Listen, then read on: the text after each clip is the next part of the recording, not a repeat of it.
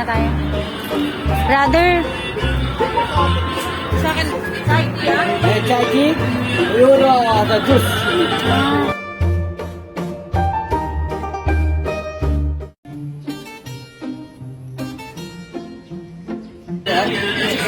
Six.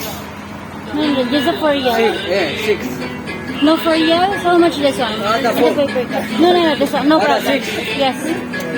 Give me okay. Your sugar. Give me okay. Your sugar. Free sugar.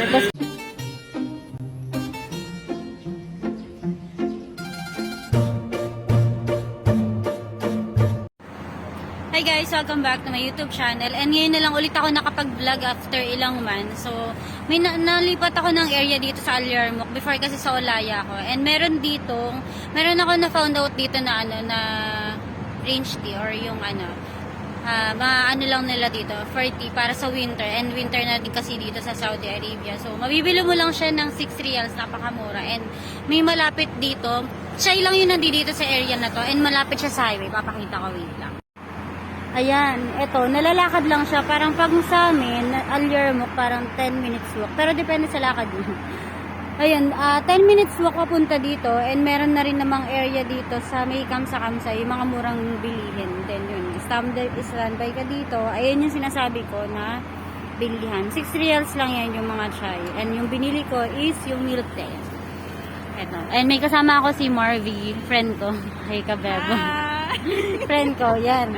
Tapos bumili na rin ako netong donuts. So, ayun yung bilihan, yung nakikita nyo yung Al-Otim. Ayan, yan yung bilihan. So, diba napakaganda ng area na to. Natutuwa ako kasi ang cool ng area and ang mura lang ng chai dito. So, yun, nakaka-relax din naman dito. Ayun, nakaka-relax. Ang ganda ng area na to. Nakakatawa. Babalikan ko ulit to. Taglamig na kasi dito sa KSA. So, yun. And since off naman namin, napunta ako dito. Sinabi niya lang sa akin to kahapon, kaya yun, sabi ko, maganda, para maganda rin i-vlog. Ang ganda ng area, tingnan mo. Yun lang naman. Wala masyado ding babae na nandito, pero yun, okay naman.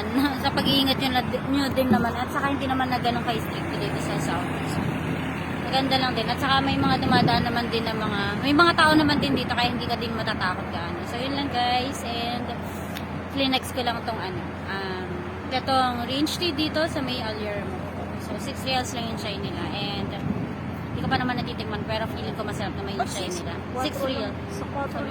Sabi niya 6 reals yun. So yun lang, and may malapit naman dito na food, yun lang. Thank you guys, and see you on my next vlog.